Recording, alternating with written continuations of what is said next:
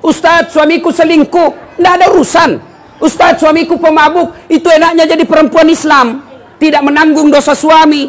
Beda kami suami-suami. Meskipun kami penghafal Quran, ketua majelis ulama, tapi istrinya tidak pakai jilbab.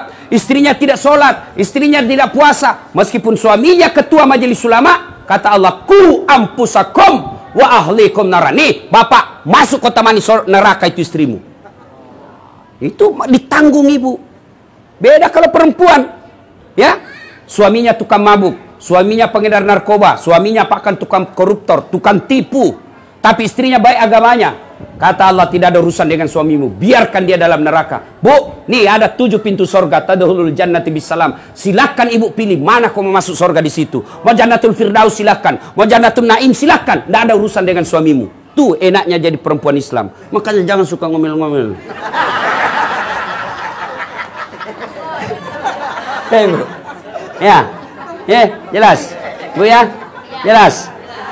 Kira gampang jadi suami. Kita di luar setengah mati cari proyek, dimaki-maki kontraktor, dimaki-maki sama gubernur, dimaki-maki sama kepala dinas. Untuk apa? Supaya kita dapat proyek, supaya istri bisa pakai mobil, supaya istri punya tidak rusak itu kulitmu kau jalan, dilindungi kau dengan kasih AC rumahmu, dikasih kau berlian supaya saudaramu hargai kamu. Itulah kerjanya laki-laki. Maka hargai suami. Beda itu.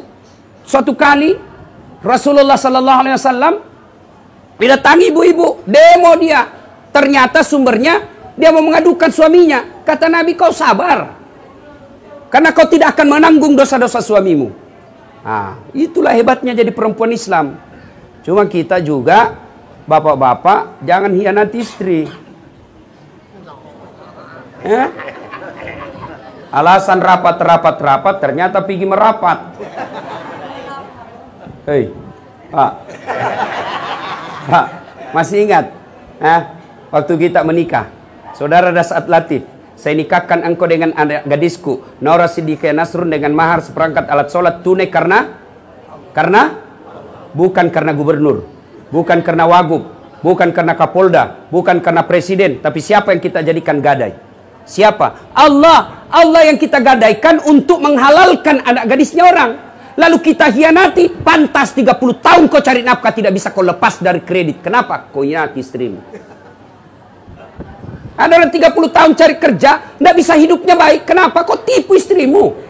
Wanita yang paling setia mendampingimu. Siang malam, dia tinggalkan keluarganya, dia tinggalkan ibunya, dia tinggalkan bapaknya, dia tinggalkan tanah kelahirannya, datang merantau ke Palembang untuk ikut sama suaminya. Ternyata sampai di Palembang dihina dan dimaki-maki sama suaminya. Pantas hidupmu susah. Kenapa kau tidak menghargai orang yang setia mendampingimu? Bapak-bapak tahu berapa istrinya Nabi? Berapa? 11. Ini pertanyaan paling tidak senang ibu-ibu. 11 istri Nabi, Bu. 11. 11, Pak. Meskipun kita cuma punya kuota 4 giga. Ibu, dalam rumah tangga itu kan ada 4 tipe, Bu. 4 rumah tangga itu dalam Quran ada 4 macam. 1, suaminya beriman, istrinya kafir. Ya, ini Nabi Lut alaihissalam. Yang kedua, istrinya beriman, suaminya kafir. Ini Fir'aun laknatullah alaih. Yang ketiga, istrinya kafir, suaminya kafir, Abu Lahab. Yang keempat, istrinya beriman, suaminya beriman, Ibrahim alaihissalam. Ibu kira-kira pilih mana? Rumah tangga yang bagaimana? Ibrahim alaihissalam. Tapi ibu tahu, Ibrahim itu 2 istrinya. Tidak usah Ustaz, lah sudah bilang ibu-ibu di depan saya. Tidak usah Ustaz, Fir'aun saja. Bapak saudara-saudara sekalian. Nah, Rasulullah itu 11 istri beliau. Tapi dari 11 istri beliau, tidak ada pun satu istri beliau mengatakan, saya nyesal nikah sama kaum Muhammad, rugi saya nikah sama kaum Muhammad. Semua senang. 11. Kita 1 istri menderita lahir batin. Coba, mau tahu sifatnya Rasulullah? Pak Nova. Rasulullah itu mandi junub sama istrinya. Kira-kira Bapak mandi junub berapa kali 1 bulan? Coba. Saya waktu pengantin baru mandi junub sama istri saya. Saya peluk dari belakang. Angkat ketek saya. Dan lagi waktu pengantin baru. Sudah ada anaknya. Dia bilang, Ustaz mandi junub lagi sama-sama. Dia geli. Itu Rasulullah, Pak. Coba. Yang kedua sifat Rasulullah. Itu Rasulullah kalau minum. Itu minum seteguk. Dia kasih lagi istrinya. Coba, seteguk dia minum, kasih lagi istrinya. Hebatnya, bekas bibirnya istrinya dia minum Rasulullah. Misal Aisyah, dia teguk di sini, maka dia minum di sini. Bekas bibir gelasnya itu, di gelasnya bekas bibirnya Aisyah dia minum. Bismillahirrahmanirrahim. Kira-kira Bapak kalau minum bekas bibirnya istri? Busuk betul mulutmu. Subhanallah. Itulah Rasulullah sallallahu alaihi wasallam. Maka wajar beliau sangat dicintai oleh istri-istrinya. Nah, ibu-ibu, tuan-tuan yang saya hormati. Berikutnya, saya perlu jelaskan ini akikah, gunting rambut.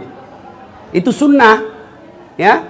Ketika cucu dan anak-anak Rasulullah lahir, itu bagaimana cara Rasulullah? Dia cukur gundul rambutnya, cukur gundul. Setelah itu rambut yang gundul sudah dicukur itu ditimbang, lalu beratnya itu dinilaikan emas.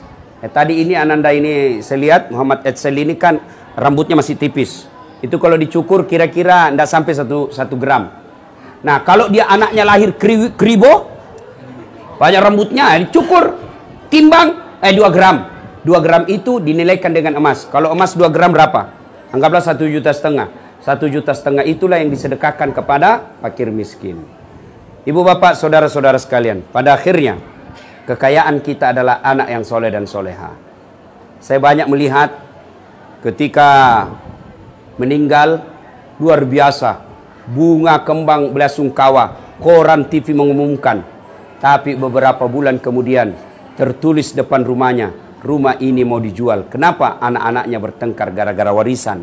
Nah, ini orang tua miskin ini.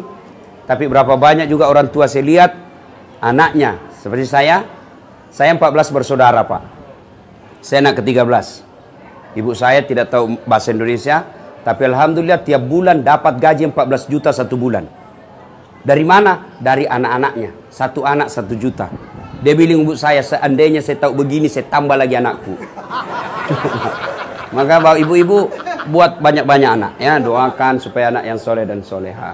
Tuan-tuan, puan-puan yang saya hormati, inilah tausiah kita. Mudah-mudahan ada manfaat. Terima kasih Pak Nova yang seingat saya belum lahir anak beliau sudah menghubungi saya. Makanya saya kemarin masih ada di Kuala Lumpur, Malaysia. Itu saya diminta ceramah di Sabah. Wali kotanya Sabah, dan ternyata keturunan orang Bugis, minta saya hadir hari ini di Tawau untuk ceramah tabligh akbar. Tapi saya bilang, saya ingat Pak Nova masih 4 bulan yang lalu itu dia minta. Tidak enak saya tinggalkan ini acara. Ya, alhamdulillah saya bisa hadir di tempat ini. Mudah-mudahan kehadiran saya ada faedah di antara kita. Dan yang penting kita doakan Ananda yang baru di akikah hari ini mendapat hidayah dan pertolongan dari Allah SWT. Kemudian menjadi anak yang soleh, yang kemudian menjadi kebanggaan buat orang tuanya, yang tidak henti-hentinya memperjuangkan kebenaran, sehingga nanti di akhirat kita berkumpul bersama Rasulullah meminum air di telaga Al-Kautsar.